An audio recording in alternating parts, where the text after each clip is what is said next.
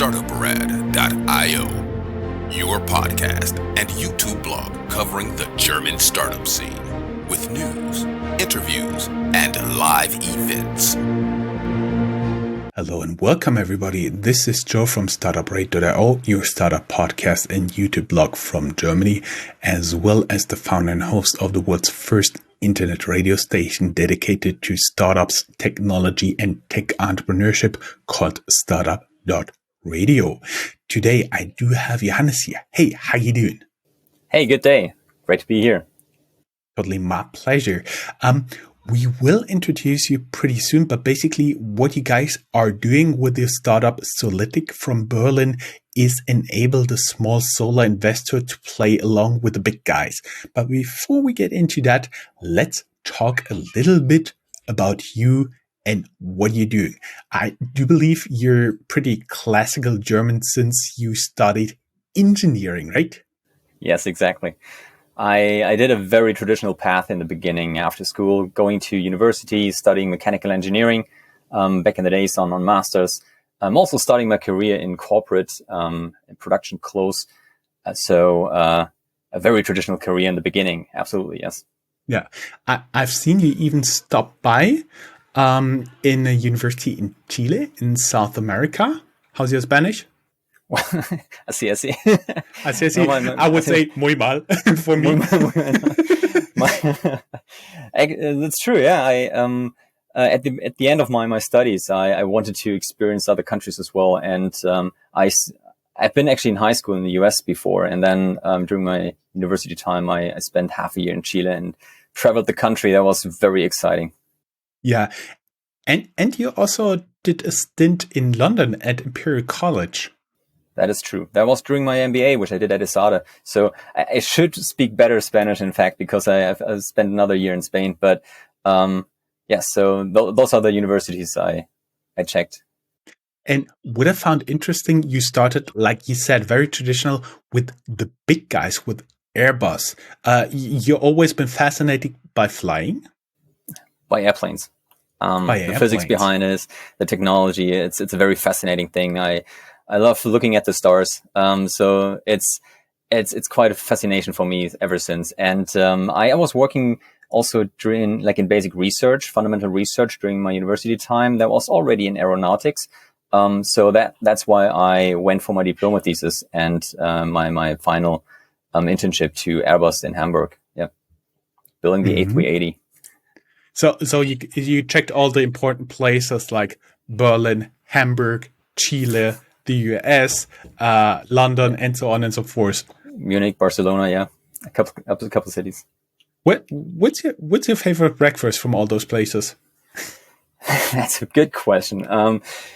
Sadly, I don't eat breakfast most of the days, but I really enjoy pancakes. I really enjoy a good bagel with cream cheese.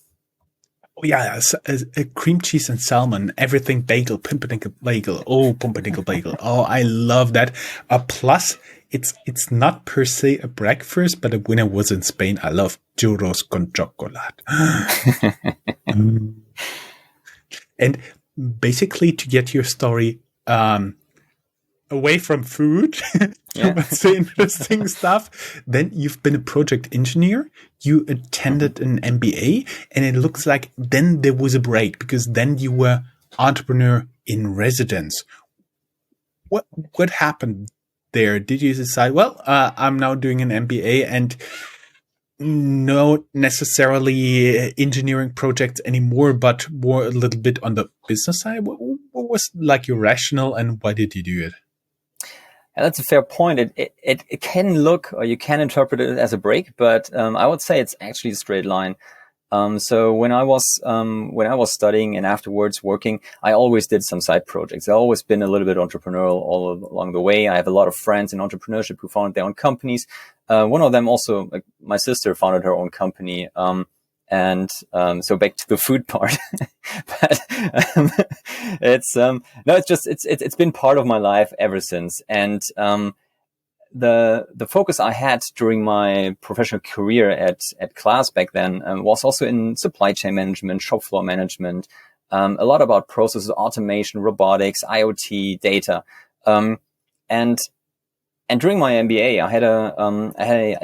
I did a project with a classmate from India where we looked into the case of prosumers and smart microgrids and what you can do with it, what digital technology can leverage in this environment. That was back in 2016. So cloud computing was not as powerful as it is today, and the whole topic was quite fresh. So we did this project on a very high level, and at the end of my MBA, I met an environment between a corporate and a company builder that was looking into this field as well. And a central component was photovoltaics, a topic I touched during my time at class, where I met a lot of colleagues who were investing in solar.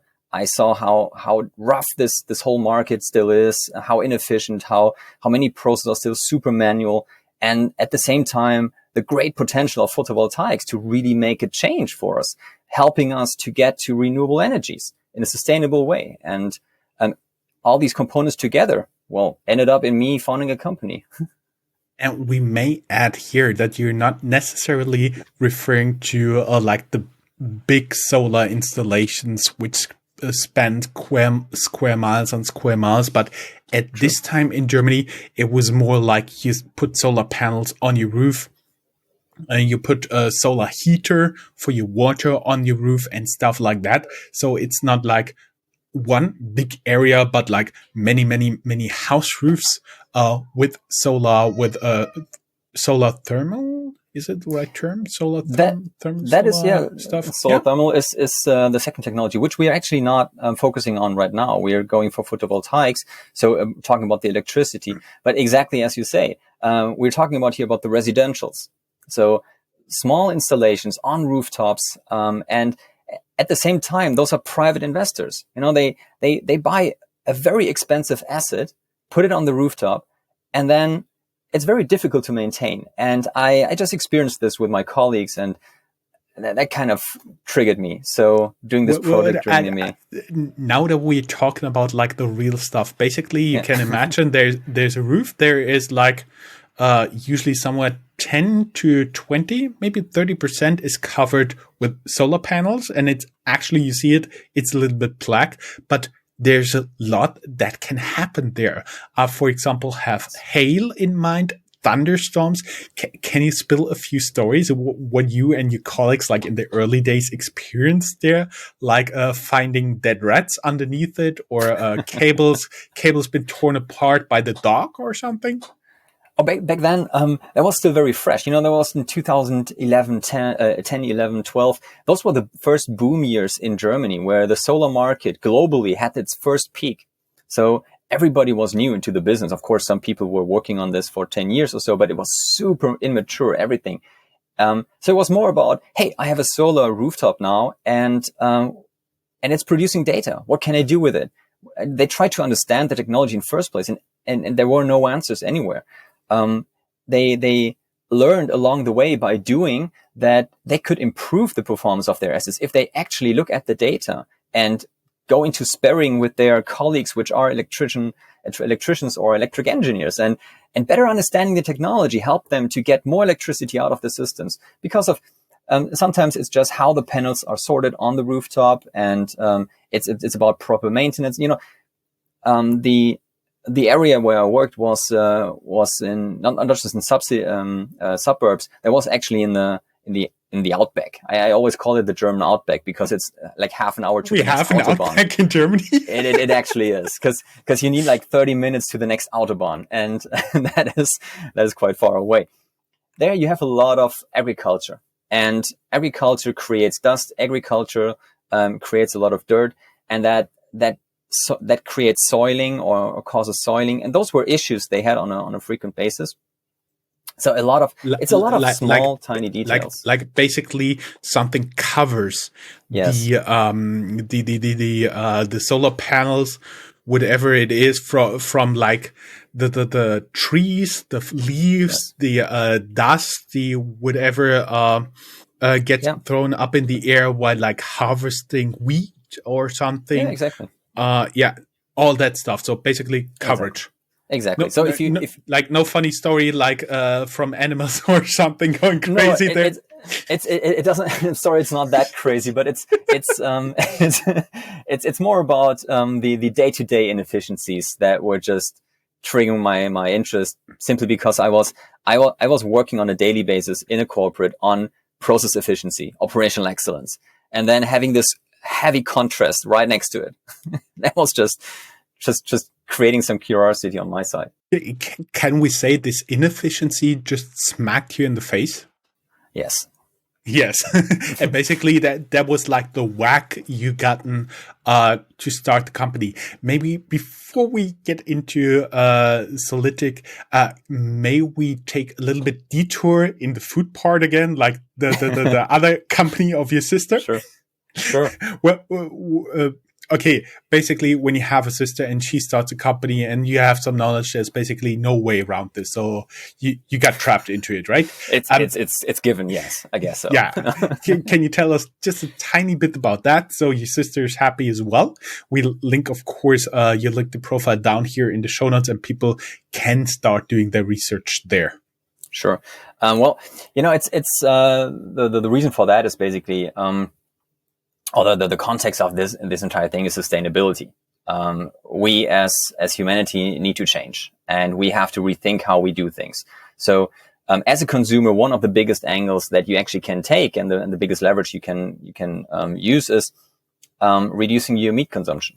And there is, in many big cities like London, where she founded her company, there's a huge variety and great chefs which take a lot of passion in creating amazing food that is actually sustainable, or more sustainable than the very meat heavy diet.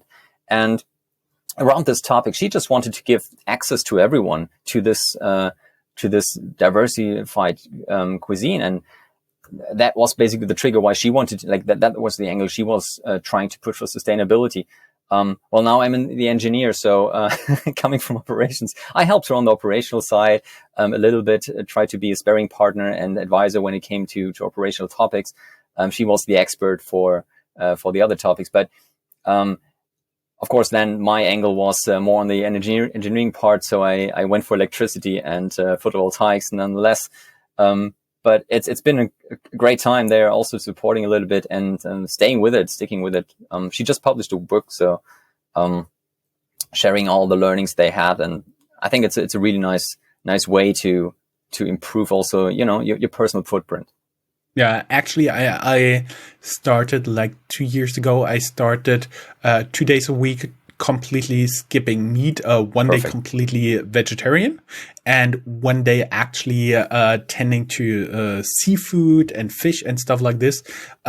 Not necessarily because I want to protect the environment, because I realized it makes me feel better.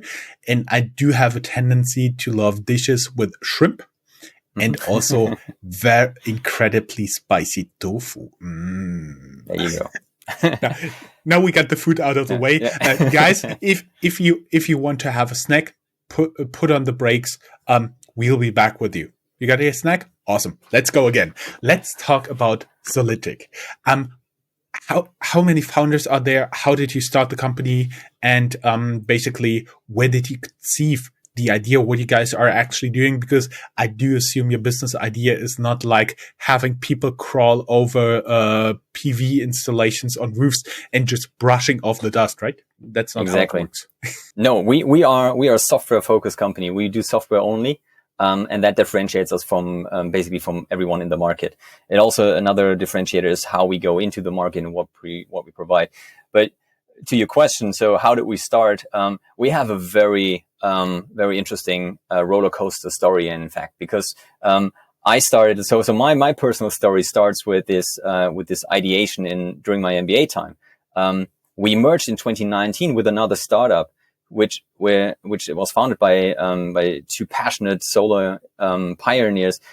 They were in solar 10 years before already, and they, out of their daily business, they thought of how they could improve their daily business basically with smarter software solutions. And they founded a company, which was very similar in the vision to ours. So we decided in 2018 already, like 1 year after we founded Solitik, we decided, hey, we should join forces. We have complementary skills, complementary experiences. We can do this together much better than we could do individually, and rather instead of competing against each other, let's join forces and do this together and actually have an impact.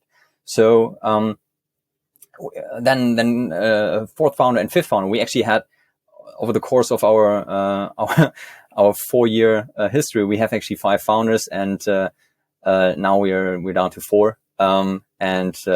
This is just an amazing ride, of course. Just building this business with so many parties involved, bringing their experience in. So basically, you merge with another company. And now let's talk a little bit about nitty-gritty details, operational excellence, as you've been saying. What you guys are actually providing, because our understanding is right now they're small to very small solar installations, mostly on rooftops of people. And there's your software. And how does this work together? And how does it help the people who own like the PV installations? Yes, exactly. So we are focusing on how we call it decentralized market, meaning not the big utility professionals that have big control rooms with a lot of computers and electric engineers working professionally with this technology. As you pointed out in the beginning, also these huge parks of solar. We are focusing on everything else. And that's in fact 99% of the customers market. So 99% of all systems are in this decentralized environment, and they have been basically neglected by solutions in the past. What we do now is we take the data that is produced by these systems automatically anyway. So you have different components and they create data. This data we're taking in, putting in our cloud, putting some algorithms on top, and analyzing on performance, on efficiency, on the performance ratio based on benchmarks. So we give insight, and that's basically the special sauce we're adding here to the dull monitoring that typically is used in this environment. So the idea is that non-professionals, even non-professionals, can optimize their solar system based on actionable insights that we are providing.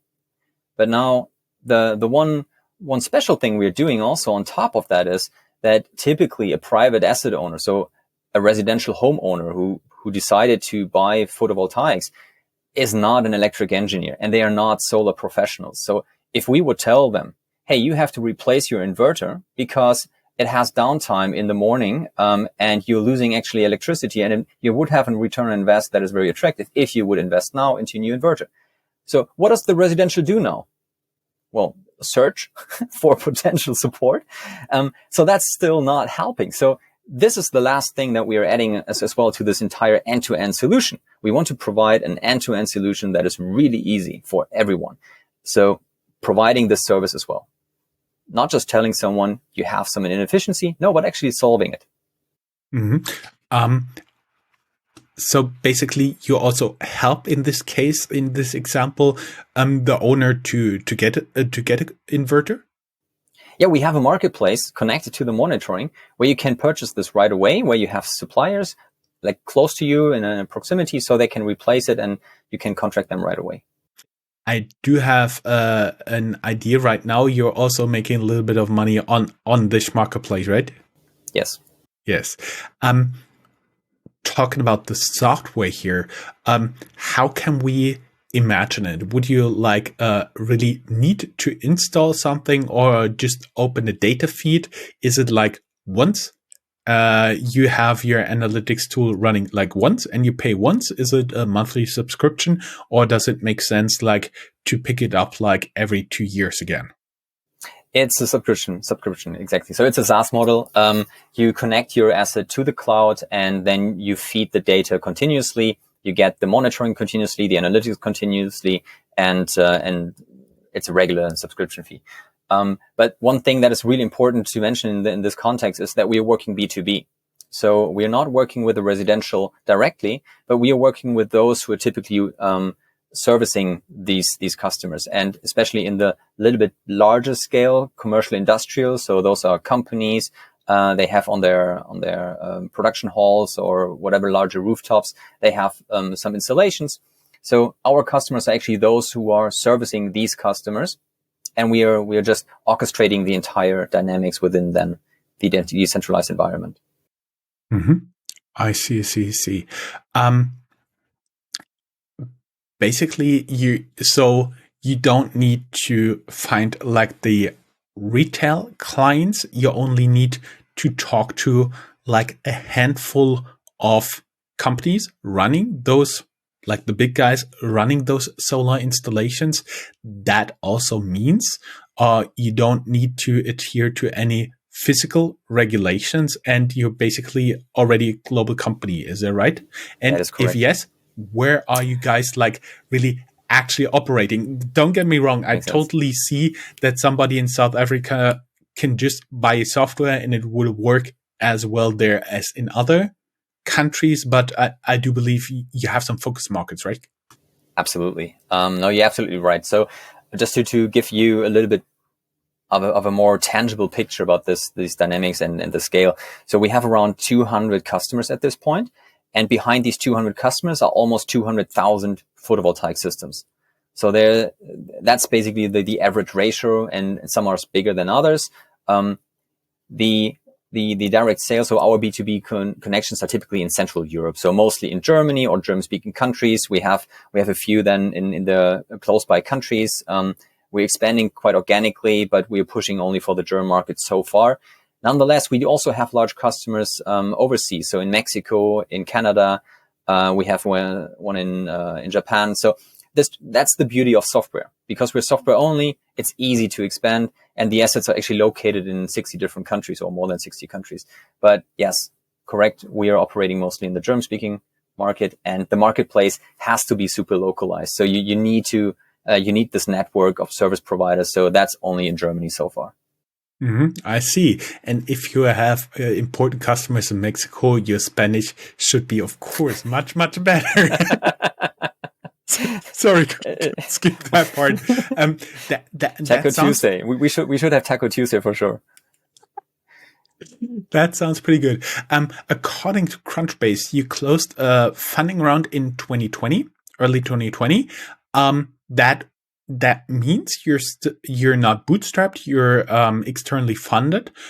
What is your status right here? Because I'm very sure there are some investors out there who are by now already hungry and think, yeah, that's an interesting SaaS idea, playing in solar energy.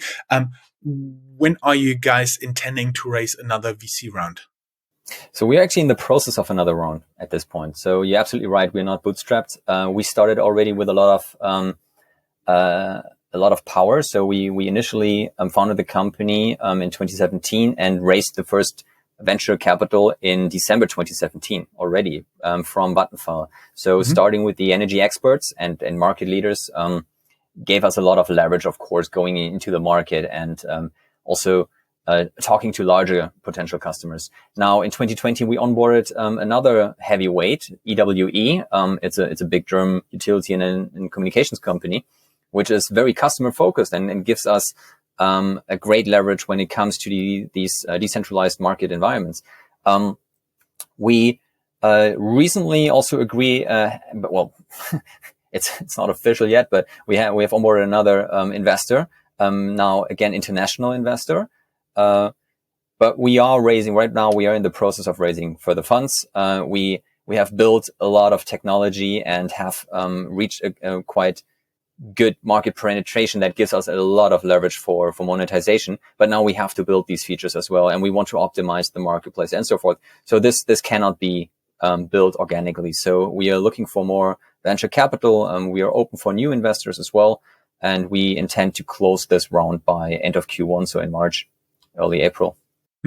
According to Crunchbase, you've raised something like $7.3 million US. What is like the size you're looking for? I would assume it's a Series A or it's a Series B right now, right? Yeah, it depends on which standard you look at. We called the last one Series A, and it makes a lot of sense to call this one Series B, based on the maturity of our product and the market penetration we have already achieved. Hey, so I cannot argue. Yeah, after A comes B, totally fine. Yeah, and that's also a very very logical approach to take. we raised a little bit more money than is maintained in Crunchbase, and we intend to double this now. So we're looking for 15 million euros in total for the next 2 years. Mm-hmm. I see. And you're basically going to expand your local footprint. What you've been talking about, like not only selling the software, but also the marketplace. From my understanding, that's a lot of work to actually find all the people that provide the supply side, like the products, like the services locally for you, for the clients of your clients. Exactly. Yeah. Well, we have, this market penetration that we have built is already good enough to, more than good enough, in fact, to optimize the analytics and optimize the marketplace. We're talking, like, when it comes to data, we're talking about more than 30 terabytes that we have on hand that we can leverage for these time series analysis, anomaly detection, and a lot of good stuff that is coming the way of our customers. But now we want to build up the team, especially for the analytics and the marketplace, to get this really into a very smooth user experience as well. We have already a couple of categories like cleaning, the one you touched as well before, that we cover with which we can cover entire Germany. So we made a good progress there still. But there are more than 30 categories of services and products that we have identified, and they need to be served, and customers need this. And therefore, time to grow. I see. When you've been talking about the lot of data you have there, is this like also of interest for potential clients? Because I would assume it's nothing like you have readily available somewhere. If you're interested, like in photovoltaic, in terms of having this for energy providers, having this for analysts, as well as for the government. So we are in talks with a couple of the grid management providers. They, of course, they are interested in intelligence about the production and so forth. But we're not selling raw data. So we're not a data trader. If we sell something, we sell insights, and we add value on this data. Something that is really important to us is the data, the raw data itself, belongs to the customers. They own their data, so we cannot resell their data. But what we can do is interpret the data, analyze the data, build up this insight. And that insight is our IP. So with this, we, of course, leverage a little bit, but that is also something we really want to give back to the customers themselves by telling them what they might be able to do to improve the performance of their individual portfolio or photovoltaic system. Really interesting. Just a last question I would have for you. Are you currently hiring? We are hiring, yes. We just onboarded 4 new colleagues this week. We have 3 others coming in this month. And we are looking for support in the data engineering. And we also want to grow a little bit our sales and marketing team. So there are open spaces, open seats to fill. Also for Spanish speakers. Also for Spanish speakers, yeah. The Spanish market is booming, not just in Europe and South America. So, if if someone is out there, feel free to reach out. Everybody who'd like to learn more, down here in the show notes, as we said, there will be your private LinkedIn profile as well as your company website. And only thing left for me to say is best of luck. Let us know when you close your Series B round, and hope to have you back in some time. Perfect, Joe. Thank you very much for your time. It was great being here. My pleasure. Thank you. Bye-bye. Bye. Have a good one.